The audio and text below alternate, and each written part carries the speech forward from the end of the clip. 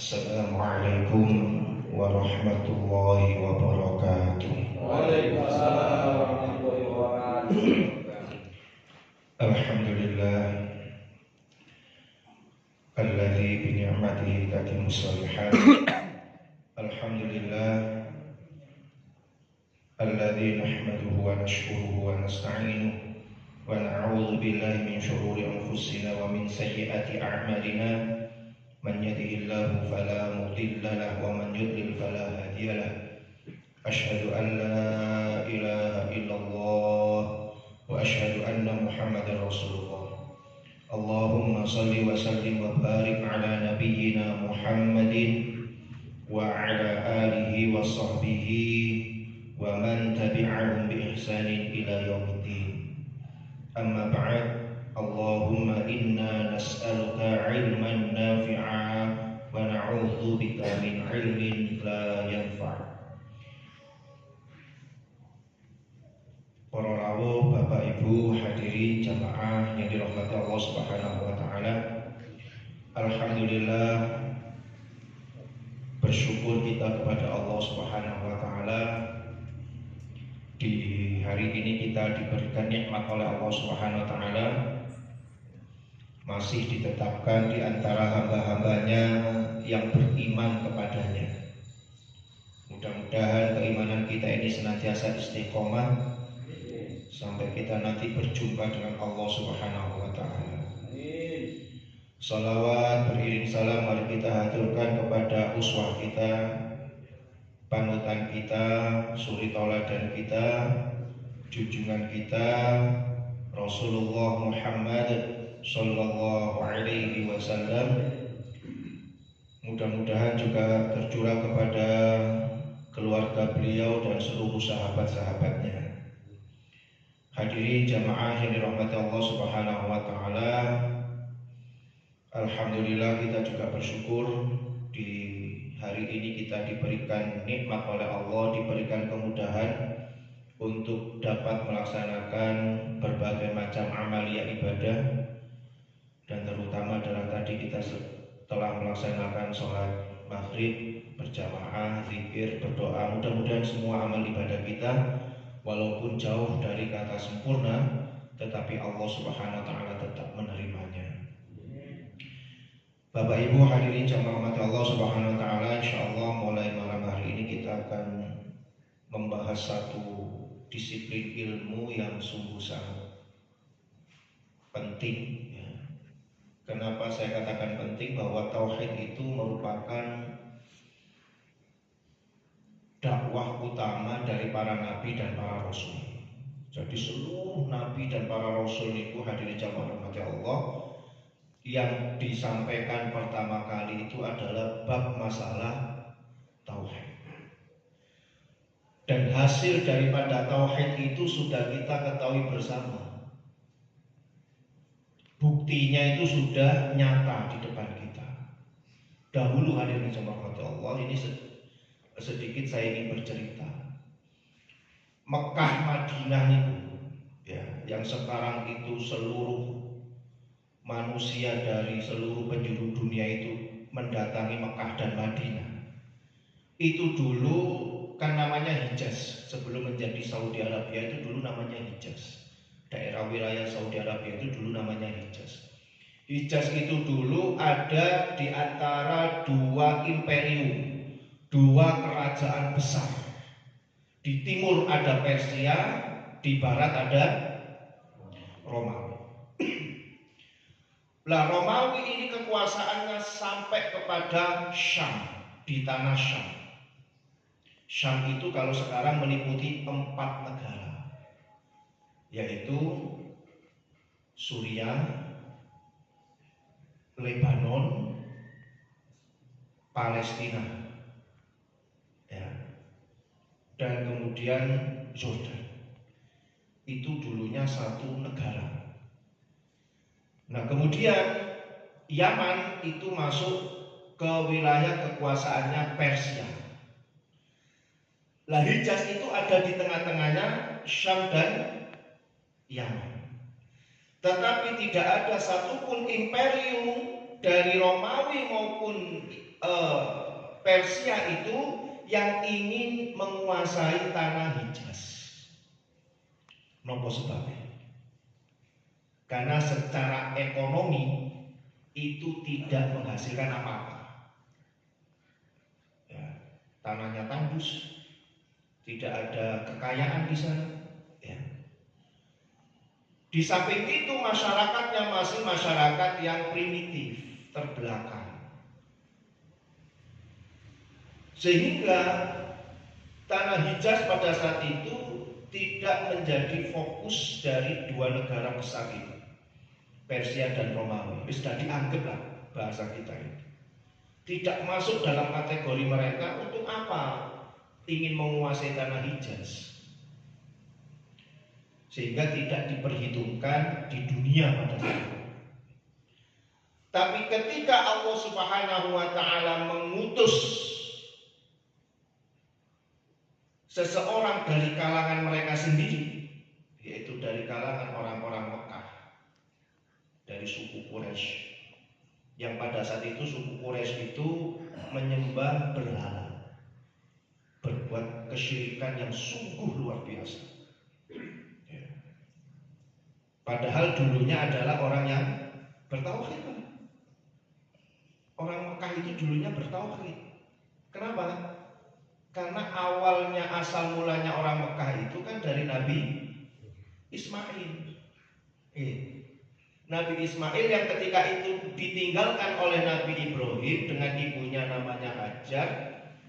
Mereka berdua tinggal di situ. Lama-kelamaan ada suku yang namanya suku Jurhum, yang mereka itu sudah biasa melintasi daerah itu yang tadinya kering kerontang, tidak apa-apanya. Tiba-tiba ketika mereka lewat situ ada sumur namanya Zam-Zam itu, sehingga kemudian mereka minta izin kepada Ismail dan ibunya supaya mereka diperbolehkan tinggal di situ. Akhirnya mereka kaum Jurhum ini tinggal di situ, dan nanti Nabiullah Ismail alaihissalam ini menikah dengan salah satu putri dari Jurhum. Akhirnya beranak pinak sampailah kepada penduduk Mekah pada saat itu. Lah, agamanya pada saat itu mengikuti milah Ibrahim, bertauhid kepada Allah Subhanahu wa Ta'ala. Tapi lama-kelamaan karena tidak ada nabi, sampai akhirnya mereka itu berbuat kesyirikan dengan menyembah berbagai macam berhala. Kalau di dalam ilmu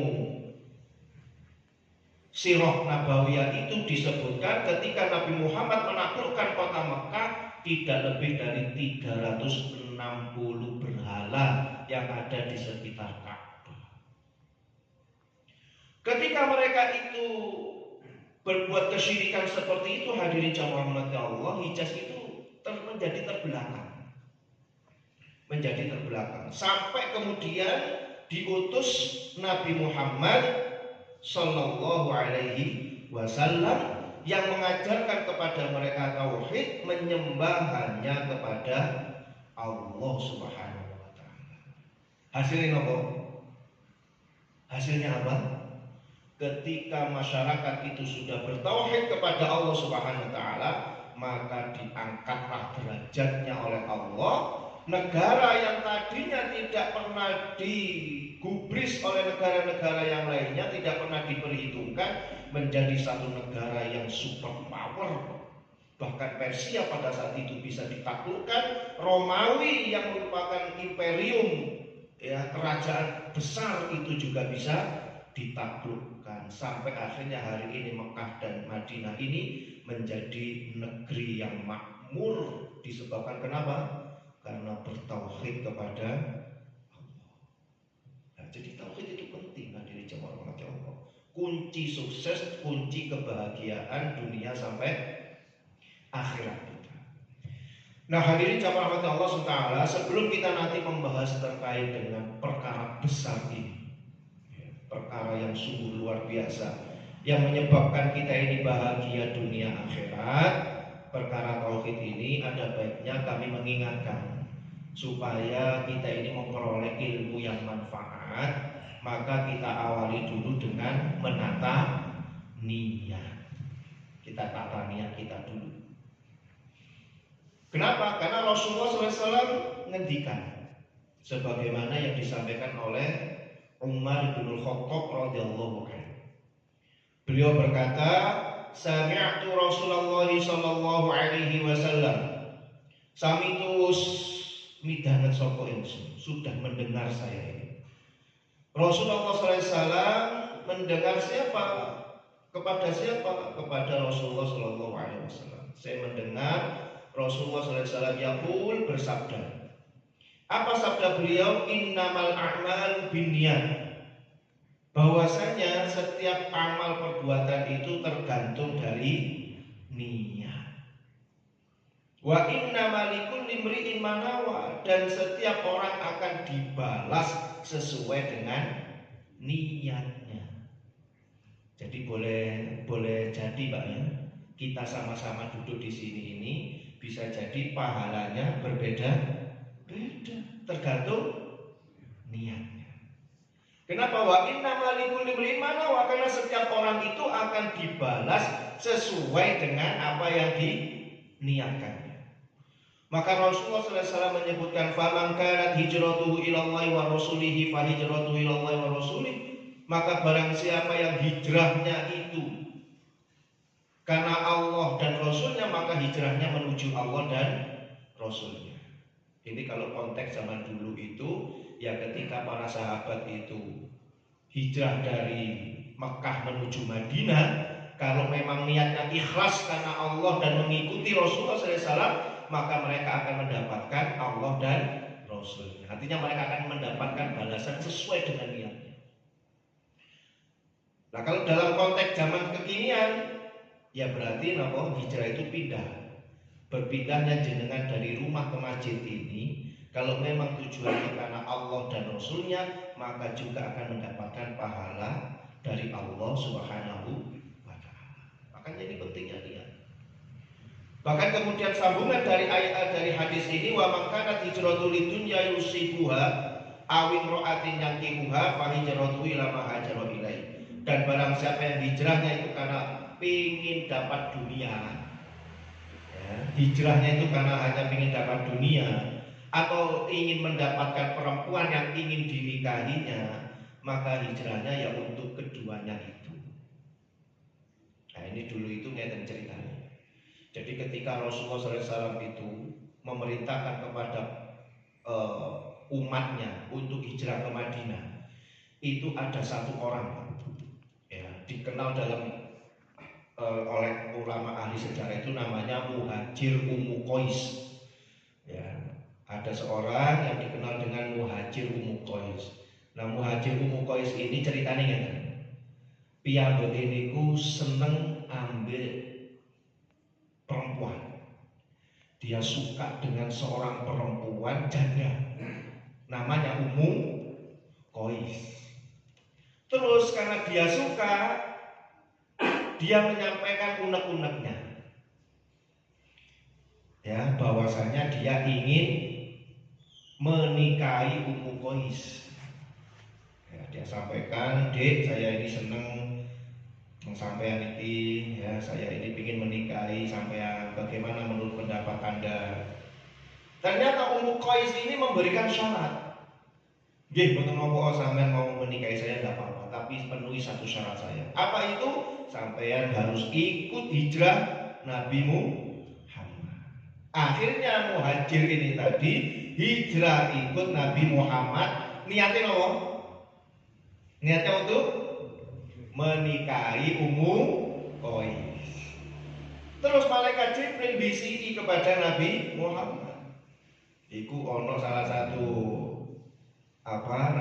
peserta yang hijrah itu, ada satu orang yang niatnya bukan karena mengikuti petunjukmu, bukan karena mengikuti perintahmu, tapi karena ingin ngelamar perempuan.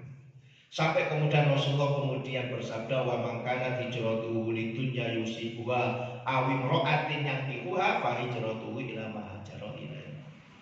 Sapa wong milih hijrah iku mek krana dunya utawa krana pengin nikahi seseorang, maka hijrahnya ya untuk itu saja. Artinya kalau orang itu berpindah dari rumahnya, ya, kemudian datang ke masjid, datang ke majelis ilmu, itu niatnya hanya karena ingin dunia saja, ya maka dia akan mendapatkan itu. Gak dapat apa? Tapi memang dari zaman dulu ngoten niku, Pak. Memang ada saja orang-orang yang niatnya itu gak ikhlas, itu ya memang ada dari dulu itu sudah. Tapi ya tidak apa-apa. Awalnya orang itu mungkin tidak ikhlas ketika menghadiri majelis ilmu, tidak ikhlas karena ingin sholat, tidak ikhlas waktu puasa, tidak ikhlas waktu sedekah, itu tidak apa-apa, tidak masalah. Awalnya ya. Tapi nanti kalau sudah lama kelamaan, insya Allah akan ikhlas dengan sendirinya. Karena ikhlas itu memang perlu untuk dilatih. Tidak bisa ikhlas itu enggak moro-moro ujuk-ujuk jadi orang ikhlas itu tidak bisa. Harus dilatih. Bagaimana sholat itu bisa khusyuk? Ya dilatih untuk sholat. Saya itu punya teman ya. Dulu itu adik kelas saya waktu di MI, Pak. Ya, saya itu sekolahnya di MI Hasyim Asy'ari, sebelahnya pasar. Saya dulu punya teman adik kelas, sekarang jadi tukang potong rambut. Tukang potong rambut tapi rambutnya gondrong ya. Panjang segini, tukang potong rambut. Nah, lama tidak jumpa karena dia juga pernah merantau nang Bali.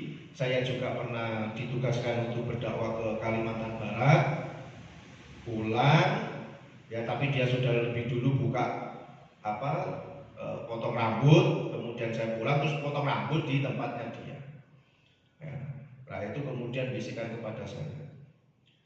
Sajane laku sing nang wong-wong sholat itu laku. Wong ora iso khusyuk. Lah sholat kayak jengkulitan tok ora iso khusyuk ora diterima nang Gusti Allah. Nah, dia bilang seperti itu.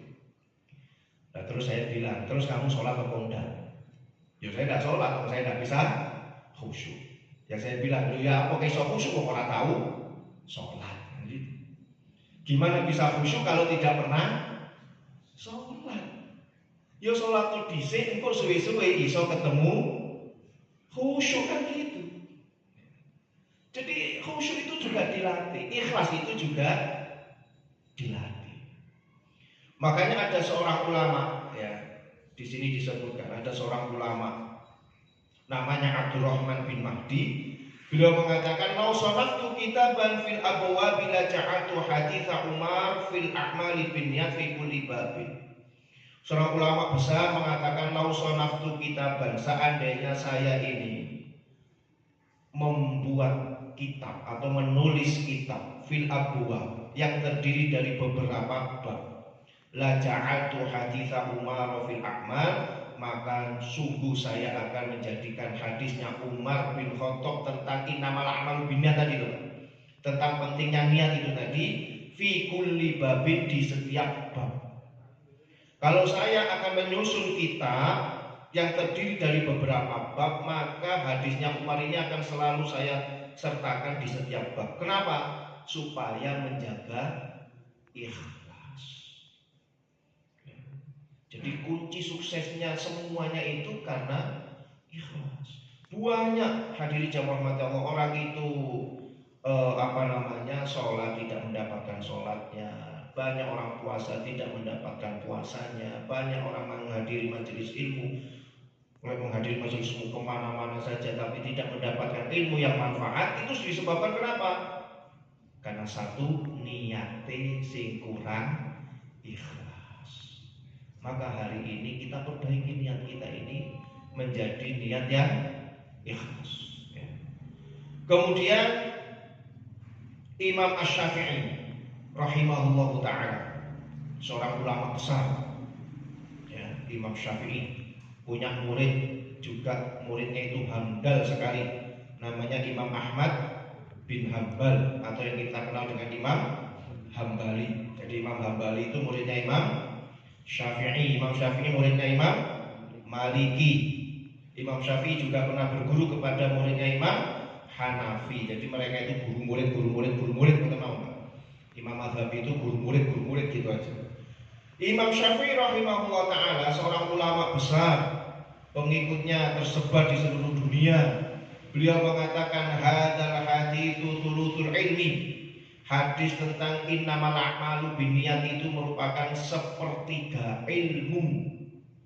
Bahkan kemudian beliau mengatakan wa yadkhulu fi sab'ina baban minal fiqhi, Dan hadis ini masuk kepada 70 bab di dalam ilmu fikih. Kenapa hadirin rahmat Allah disebutkan itu?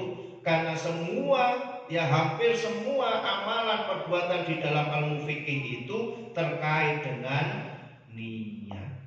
Sholat gak sah lek ono niate, kan menjadi rukun kan? Rukun pertama dari sholat itu adalah niat. Puasa gak akan sah kalau tidak ada niatnya. Haji gak sah kalau tidak ada niatnya. Umroh gak sah kalau gak ada niatnya. Wudu itu gak sah lek boten niatnya. Sehingga semuanya itu kata Imam Syafi'i masuk kepada 70 bab dalam permasalahan fikih, bab masalah niat. Itu pentingnya niat di jamaah Allah. Ya. Kemudian ada ungkapan lagi dari seorang ulama ya bernama Yahya bin Abi Katsir. Beliau mengatakan itu, ta'allamun niyah fa innaha ablughu minal amal. Ta'allamun niyah, belajarlah kalian itu untuk meniatkan segala sesuatu. Kenapa? Fa innaha ablughu minal amal, karena sesungguhnya niat itu lebih cepat sampainya kepada Allah daripada perbuatan. Ada orang yang niat mungkin dengan hari ini niat, wis engko bengi aku pengen sholat tahajud misalnya ya. Misalnya dengan niat ini hari ini saya pengen niat nanti sholat tahajud. Loh, durung sholat tahajud ini niatnya sudah sampai kepada Allah Subhanahu wa ta'ala dan sudah dibalas oleh Allah satu kebaikan. Maka kudu niat itu luar biasa. Jadi niat itu bukan main-main. Sesuatu yang sangat penting. Bahkan ketika orang itu meraih kesuksesan seperti Rasulullah dan para sahabatnya itu karena mereka melaksanakan dakwah itu dengan niat karena Allah Subhanahu wa ta'ala. Makanya para ulama itu kalau membuat lafaz niat, redaksi niat itu loh ya, itu kan bikinan ulama itu. Itu mesti ujung-ujungnya apa nih? Lillahi ta'ala. Itu supaya mengingatkan kepada kita bahwa niat itu memang hanya untuk Allah. Itu namanya ikhlasun niyah. Ta'allamun niyah, belajarlah kalian niat. Fa innaha ablughu minal amal, karena niat itu lebih cepat sampai kepada Allah dari perbuatan. Misalnya dengan hari ini juga ada banyak orang yang berniat pengen haji, ya, tapi belum sampai dia berangkat haji.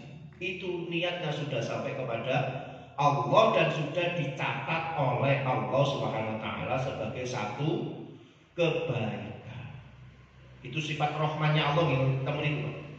Jadi sifat rahmannya Allah, sifat kasih sayangnya Allah kepada hambanya itu kalau niat kebaikan itu langsung dicatat satu kebaikan. Tapi kalau dia melaksanakan apa yang diniatkan dari kebaikan itu langsung dibalas 10 kebaikan. Tapi kalau orang itu niatnya buruk, ya punya niat buruk, misalnya kate nopo misalnya, mencelakakan tonggone misalnya, niat kate mencelakakan tonggone, itu niat tok itu belum dicatat oleh Allah, walaupun niatnya sudah sampai di hadapan Allah, tapi belum dicatat oleh Allah. Sampai orang itu melakukan perbuatannya baru dicatat sebagai satu keburukan. Tapi kalau orang itu berniat kebaikan, kait niat tok itu sudah dicatat menjadi satu kebaikan. Terus gak sido mengamalkannya, maka tetap mendapatkan satu kebaikan. Misalnya jangan niat nanti malam saya ingin tahajud, terus tidak ketiduran sampai azan subuh, akhirnya boten sios tahajud, itu tetap mendapatkan satu kebaikan karena sudah niat. Tapi iki boten saged ngeten iki digawe modus Pak ya. Niat tok tapi gak tau nglakoni ya gak oleh ya. Pokoke niat dhisik ae. Ya gak boleh seperti itu. Niat sudah mau melakukan ternyata qadarullah tidak bisa, maka itu mendapatkan satu kebaikan. Tapi kalau kemudian bisa menjalankan, ternyata bangun kemudian sholat tahajud, maka mendapatkan 10 kebaikan. Sama dengan orang yang niat ibadah haji, niat umroh, ya. Dia sudah niat tapi belum ke sana, itu sudah dicatat satu kebaikan. Kalau dia kemudian bisa menjalankan ke tanah suci betul-betul, maka dicatat 10 kebaikan. Kalau kemudian belum sampai ke sana meninggal dunia, maka dia sudah dicatat oleh Allah Subhanahu wa taala sebagai orang yang sudah melaksanakan ibadah haji karena sudah niat. Maka penting niat itu. Ya, jangan kemudian kita berpikir waduh ngenteni ibadah haji cek sedowo. Ya, berapa tahun saja kita? Untuk antrian haji itu berapa tahun hari ini? 30 tahun. 45 tahun, Masya Allah. Jenengan kudu daftar mulai umur setahun itu, Mas. Kemarin daftar langsung berangkat aja. Waduh, langsung berangkat. Jenengan nggak ada duit kata sakit langsung berangkat. Jenengan haji furoda ya, haji furoda itu berangkat sekarang berangkat. Tapi regane nggih 300 juta, 400 juta ya. Tapi sudah niat. Belum sampai ke sana, terus meninggal dunia wafat, maka tetap dicatat orang ini sudah melaksanakan ibadah haji. Itu makanya disebutkan fa innaha ablughu minal amal, karena niat itu lebih cepat sampainya daripada perbuatan. Ada perkataan ulama yang lainnya namanya Zaid Asy-Syami, seorang ulama rahimahullah taala. Beliau mengatakan, "Inni la uhibbu an takuna li niyyah fi kulli syai'in hatta fit ta'ami wasyarab." Sungguh saya ini sangat mencintai, sangat suka ya kalau segala sesuatu itu saya niatkan. Hatta fit ta'ami wasyarab, sampai urusan makan dan minum. Loh, Zaid Asy-Syami itu seorang ulama besar hadir jamaah. Boleh mau makan mau minum itu sampai beliau niatkan ini untuk ibadah, ini untuk supaya saya bisa kuat beribadah dan seterusnya. Itu juga dapat pahala. Coba hadiri jamaah Allah, kalau kita ini segala sesuatu kita niatkan yang baik, mau ketemu temannya diniatkan untuk silaturahim, ya akan bernilai ibadah. Maka ibadah di dalam Islam itu luas. Ya, ibadah di dalam Islam itu luas. Ibadah itu tidak hanya sholat, tidak hanya maca Quran, tidak hanya sodako, tidak hanya puasa, tidak hanya itu. Itu namanya ibadah mahdhah, ibadah khusus, waktunya khusus, tempatnya khusus, tata caranya khusus. Itu namanya ibadah mahdhah. Ya, tata caranya khusus sudah ditentukan sendiri oleh Allah dan Rasulullah. Kita nggak bisa bikin-bikin sendiri, nambahi orang Islam, mengurangi orang Islam. Itu namanya ibadah mahdhah. Kayak sholat subuh jumlahnya cuma 2 rakaat, ya orang oleh dikurangi, orang oleh ditambahi. Dumane cek seger terus supaya pingin mendapatkan pahala yang banyak. Terus sholat subuh dan 3 rakaat misalnya ya. Tak tambah 1 rakaat insyaallah oleh ganjaran paling akeh. Ya tambah orang diterima. Ya. Sholat zuhur nih ngoten wesel panas-panas tak longi wis 2 rakaat misalnya ya. Ya malah orang diterima kan ngoten. Ini ibadah-ibadah khos, ibadah khusus, ibadah mahdhah. Tapi ada ibadah yang namanya ghairu mahdhah. Apa ibadah ghairu mahdhah? Ibadah yang tidak khusus, umum. Kata Rasulullah SAW, kullu ma'rufin shadaqah, setiap perbuatan baik itu sedekah. Setiap perbuatan baik itu ibadah. Sampai kata Rasulullah, tabassuka fi wajhi akhika sedekah. Senyummu di hadapan saudaramu itu sedekah, ibadah. Makanya nek ketemu kanca nek kudu akeh senyum, Pak. Jadi ketemu kancane sing guyu-guyu sing gampang meringis ngoten. Ketok nek gembira bahagia. Ojo merengut ae. Ketemu kancane merengut. Ya wis ngerti lek akeh utangi ku wis ngerti. Nek ya aja diduduk-dudukne kan ngoten.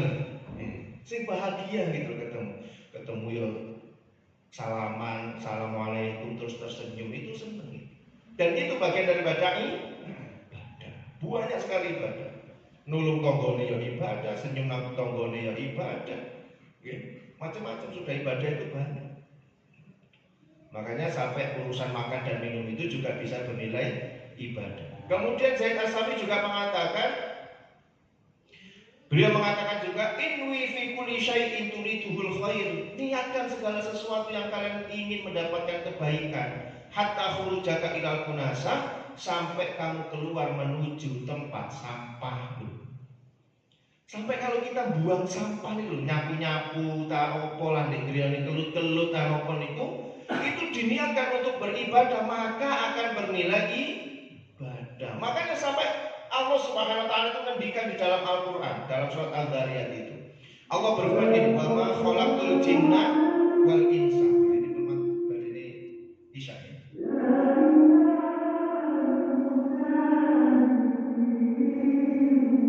Jadi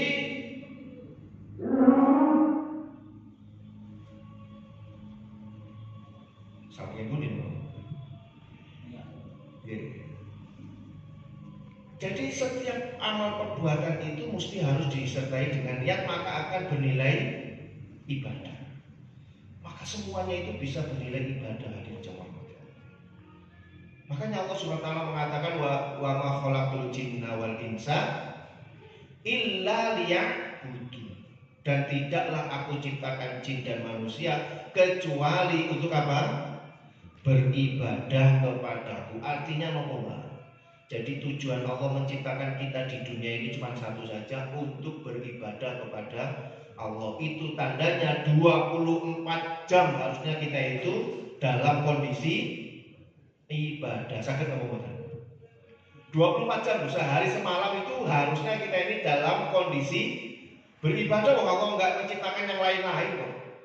Allah itu cuma menciptakan kita dan jin itu tujuannya satu, yaitu illa liya'budun, menyembah kepadaku, beribadah kepadaku. Berarti 24 jam itu nilainya harus ibadah. Bisa apa tidak kita ini? Bisa. Kenapa? Wong kabeh iku bisa bernilai ibadah. Jenengan bersih iso bernilai ibadah. Makanya diajarkan dalam bisa melek bersih maca alhamdulillah, sing ngrungokno maca yarhamukallah, dibalas lagi dan seterusnya ya. Masuk kamar mandi bisa bernilai ibadah? Bisa. Keluar dari kamar mandi bisa bernilai ibadah? Bisa. Makan minum sadar bernilai ibadah? Tidur bernilai ibadah? Nyapu bernilai ibadah? Semuanya bernilai ibadah. Makanya 24 jam itu sebenarnya kita bisa bernilai ibadah. Lek gak bernilai ibadah berarti kita sedang berbuat maksiat kepada Allah Subhanahu wa taala. Makanya diperintahkan untuk memperbanyak istighfar. Karena kita ini akeh lali nih timbang akeh ilingi. Kan betul nggih? Banyaknya kita itu lupa daripada mengingat kepada Allah Subhanahu wa taala. Bahkan Ibnu Mubarak, seorang ulama tabi'ut tabi'in, ini ulama yang sungguh luar biasa, itu mengatakan rubba amalin shaghirin tu'azzimuhu bin niyah wa rubba amalin kabirin tusaghiruhu bin niyah. Banyak sekali amal-amal yang kecil, kelihatannya kecil, tapi itu bisa bernilai besar di sisi Allah karena niat. Dan banyak amalan-amalan kelihatannya besar tapi menjadi kecil disebabkan karena niat.